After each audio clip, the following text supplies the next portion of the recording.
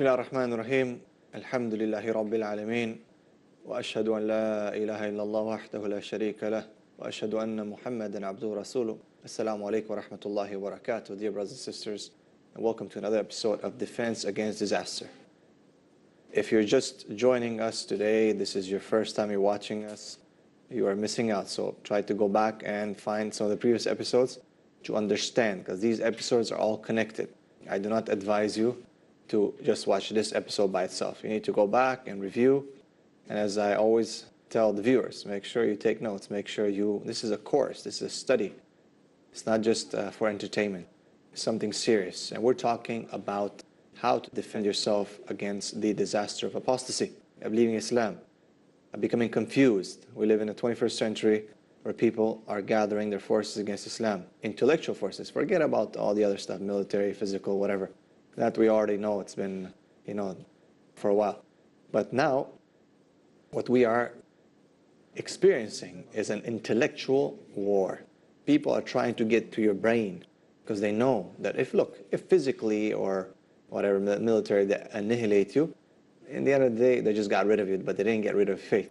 But they want to get rid of your faith. A lot of people. And this is not just, some kind of conspiracy theory or anything like that. Look around.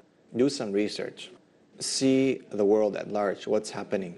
Look at the media, what they're doing or portraying against Islam. Look at the articles on the internet, the TV shows, satellite shows, what's happening. So you'll be shocked. Look at the missionaries and their work and what they are doing. And you're not talking about here just your neighbor or someone down the street. You're talking about here organized organizations, organized endeavors and missions to basically remove Islam from people. And they don't do it through, just dialogue or telling you how good their faith is. They try to tell you how bad your faith is and try to make you doubt yourself. It's not that they want to convince you how good their faith is. They want to convince you how bad Islam is. They want you to doubt it. They want you to realize or to think that, look, I don't want this. So this is our course. That's what we want to do. We want to teach you how to take this knowledge, to have it in your community, to train others, to make sure that you have in your community a champion, someone who will stand up and defend Islam. And the world needs that. We find people, Muslims now, we're worried about games, movies, music, enjoying, partying, whatever it is, as opposed to serving Islam. We don't want to get involved. We don't want to be serious. Why? Why? The question is why?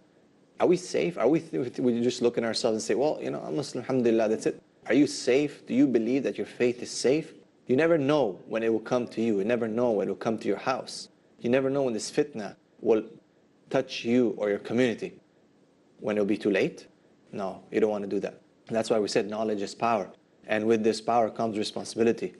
And we also said that the most important thing when it comes to this line of work, this da'wah, is that you know your limits and that you know where to stand. Okay, you don't go outside of that. You don't get involved in things that you don't know. And you make sure that you refer people to those who know. As we said, فَاسْأَلُوا أَهْلِ الذِّكْرِ إِن كُنْتُمْ لَا تَعْلَمُونَ. Ask the people of knowledge if you do not know. So this is not something to replace scholars. This is not something to take the place of the people of knowledge. This is something specific and directed at a certain line of work and da'wah. This is something very, very important. Now, let us continue. In the previous episode, we talked about general counter techniques. How to respond in general to certain people who are attacking Islam. And we reached point number 4, where we talked about that you should read what you've been presented with, okay, over and over again. Don't just brush it under the carpet. And also get someone to read with you. If you don't understand something, ask someone else, someone who might be close to you, someone who has knowledge. And see, because usually it's the way the argument is presented. Now you have to understand, brothers and sisters, missionaries are experts at manipulating. About 90% of the time, they manipulate the argument. They know how to mold it. They know how to put it together. The way they think is like, how can I present this argument to a Muslim and confuse them? So they'll say, okay, well, we have plan A and plan B. So plan A, I'll say first thing this, second thing this, third thing this. If somehow I can't get through him, I have to move to plan B, try something else, So it's very scripted. They don't just go and, without any kind of a plan in a discussion or a debate. No, they make sure that they have a plan. And this is something very important you need to understand. It's very scripted. They understand what's your commitment to Islam, what's your knowledge to Islam, and they will have a few ways and directions that they will come to you through. So you need to understand this. So always get someone, if you don't understand something, if you're confused, get someone else to read. Don't be scared, okay? Don't be ashamed. It's very important that you don't be ashamed. And a lot of times in our communities, people say, oh, are you in doubt about Islam? Oh my God. Come on, let's get past that, okay? Some of the Sahaba radiallahu anhum had some confusions, some questions, okay? Even some of them, some doubts, okay? And the Prophet ﷺ, we know the hadith of the Sahaba, where the Prophet ﷺ hit his chest, okay? Because there was a doubt in his heart, to remove it. So we need to understand here that we cannot be better than these people, okay? These are something natural. It's not entertaining those doubts, it's dealing away with those doubts. That's what matters the most. And if you just keep it under, brush it under the carpet, it's going to grow till you cannot maintain that mess. And it will be a mess. So make sure that you clean it as soon as possible. If someone doesn't want to talk to you, if they're judging you, they say, oh, what, are you doubting Islam? Just tell them, man, this is not immature, okay? The Prophet ﷺ would answer the questions of the people when they would ask them. And at the same time here, a careful point that you want to consider. Be careful of your attitude when you ask these kind of questions to the people of knowledge. There's a difference between asking a question and questioning something. What's the difference? When you ask a question, you want sincerely to understand, you have a sincere intention. It's not that you your starting point is that you doubt it, no. Or that you're critical of it. No. When you're answering a question, you want to find out the truth. When you're questioning something, you've already made your answer in your mind. You just want to either get confirmation of it or to show the other party that you're asking that they're actually wrong. Okay, so pay attention. It's an issue of intention. What is your intention? Why are you asking this question? And be careful. Don't allow shaitan to get inside of you and try to tell you, oh, no, this is not correct, and because he will. So you have to be very careful again. It's an issue of intention.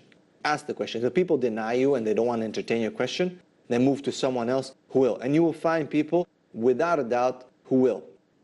Next, ask someone who has experience in this field. So you'll find people now who are involved in these kind of discussions. Okay, you'll find people who are specialized in this.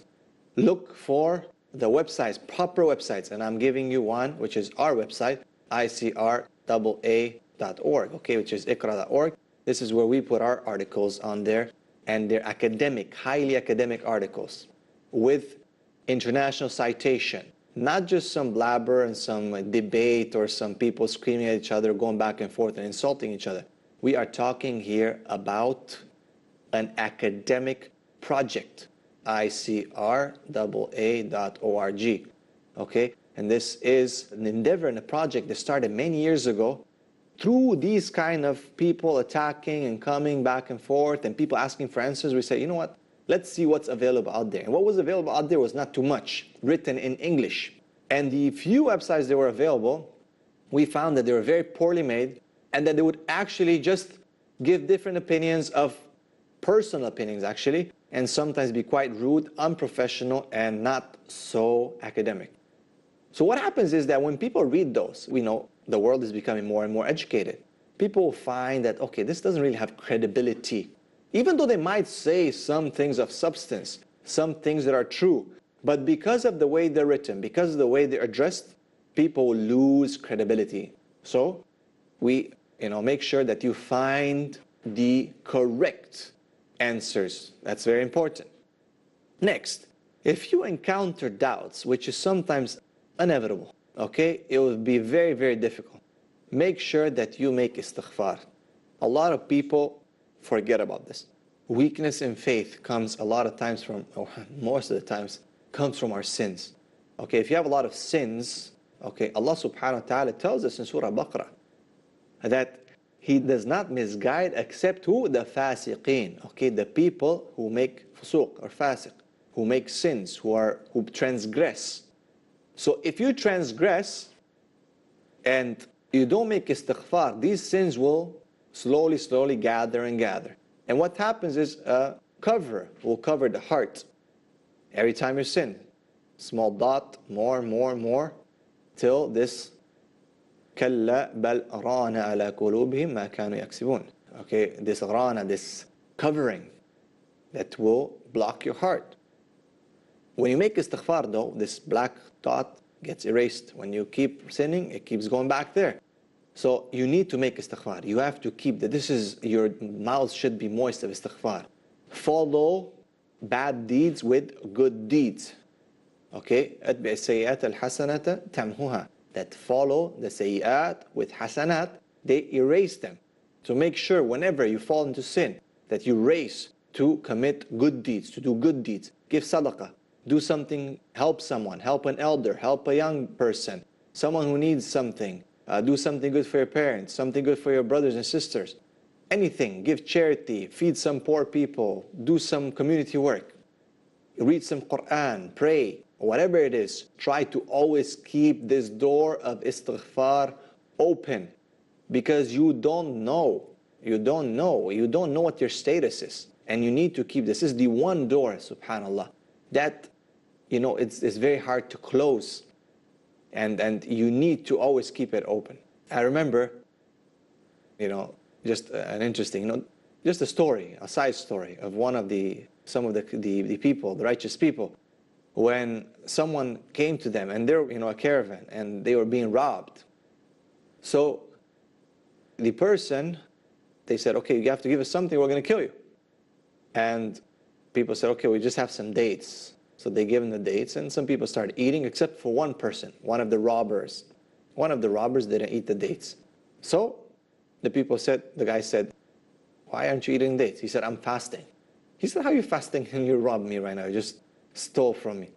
He said, I always keep a door open of repentance to Allah subhanahu wa ta'ala. Okay? So remember, always have a door open to Allah subhanahu wa ta'ala. No matter what it is, no matter what situation it is, keep always a door open for tawbah to Allah subhanahu wa ta'ala, to make sure that your heart does not get covered by that substance, that cover that will cause you to have doubts and will cause you to go astray, because the light will not come in anymore.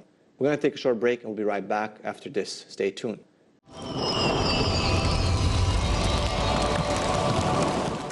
Assalamu alaikum and welcome back. This is Gabriel Al-Romaani, the host, and we just talked about, before the break, about the issue that how sins cover your heart, and this does not allow for light to come in. So weakness of faith sometimes reflects the problems that you have, that there is some sins, and that's what causes doubts. Okay, so you have to be careful that, look, we're all sinners, no doubt about it. Okay, كُلُّ بَنِي آدَمَ خَطَّاءٌ. Every son of Adam will commit sins. But you have to keep making tawbah, especially if you fear for your faith, if you care for your faith. Always make that tawbah so your heart is pure. When your heart is pure, there's no doubt about it. That these guys will come to you, people want to throw doubts, missionaries and so on. But you always see the truth. Allah subhanahu wa ta'ala bi'idhnillah will guide you. Okay, you will see the weakness in the arguments. You will see their lies. But if not, if your heart is covered, no doubt that you will not see the light, and there's a big chance that you could be misguided. Okay, so you have to be very, very careful. Next, we're moving now on to specific counter techniques. How do you now counter? Pay attention. Starting with number one, okay, knowledge is the treatment to all doubts. Why? Because if you know something, the novelty effect will be that. What's the novelty effect again? It is when you hear something for the first time. You've never heard it before, so it shocks you. And people who attack Islam are very, very cunning, and they're very specialized at this. They try to look for exactly what you've never heard of. Okay, so you find in discussion that you're talking to someone, you want to give them da'wah, you start a discussion, okay, nice. They listen, then they ask you a question about, the seerah of the Prophet ﷺ. For example, the satanic verses, okay? And you've never heard about it. And you get shocked.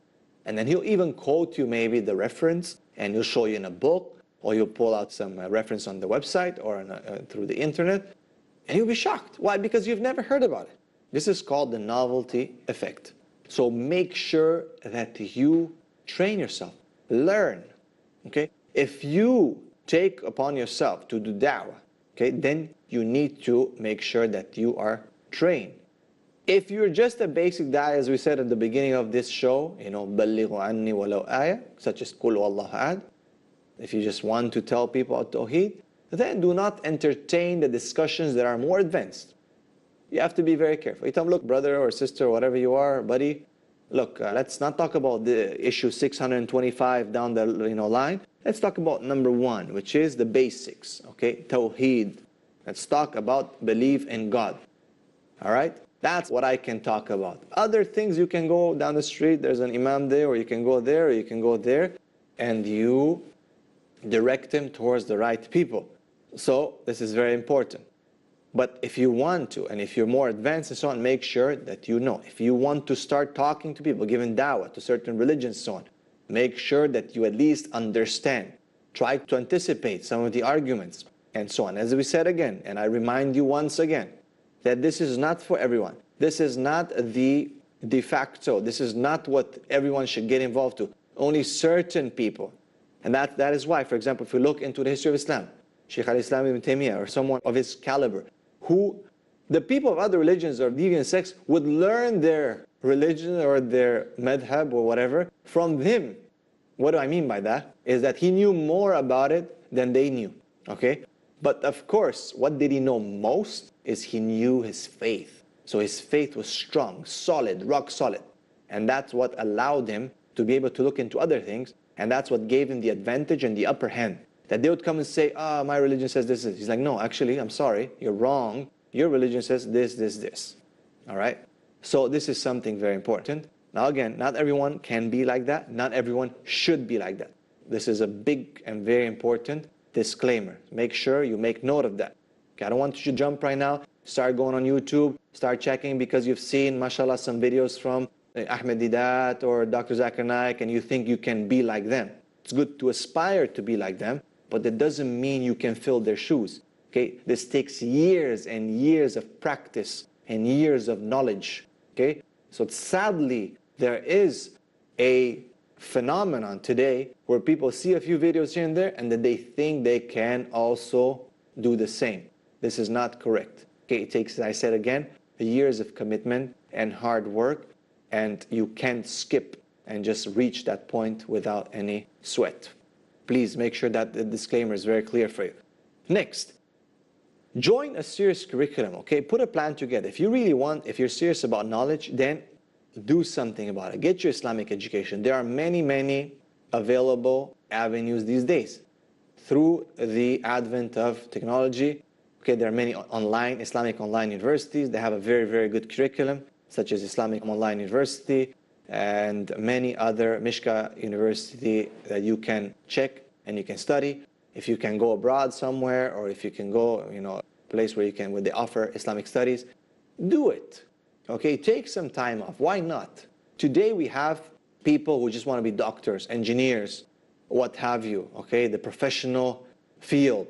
But they neglect Islam, and then they think that they're educated, and mashallah, then they're doctors and engineers. You have to understand though, when it comes to the 21st century, education is pushing something called critical thinking. Now, it sounds interesting, and it usually carries a positive connotation. Okay, you hear it all over media, you hear it at school, your children's school, your own school. We want to develop critical thinkers. We want to develop critical thinkers. 21st century skills. But what does that mean though? See, critical thinking, it goes back to the word critical. Being critical is that you try to judge everything. That's your starting position. So you start, instead of asking questions, is by questioning, okay? Which is totally wrong, okay? This is not correct. This is not how someone would find truth. It's actually totally unscientific when you think about it. It's more philosophical than anything, that you have to question everything. Who says that this is the right hand? Who named it like that? Why is that we all agree that this is the right hand? This is critical thinking. It's not the right hand. To me, it can be the left hand. Why do we call this the left hand? Who says so? Who's the judge? Why is this yellow and that red? Who named it like that? Okay? No, I don't think so. Why a colorblind person will not see that? Does that mean there's no colors, or there is colors, or what? Do you understand? It's always to that point. oh, this cup is half empty. You see it half full. Blah, blah, let's debate.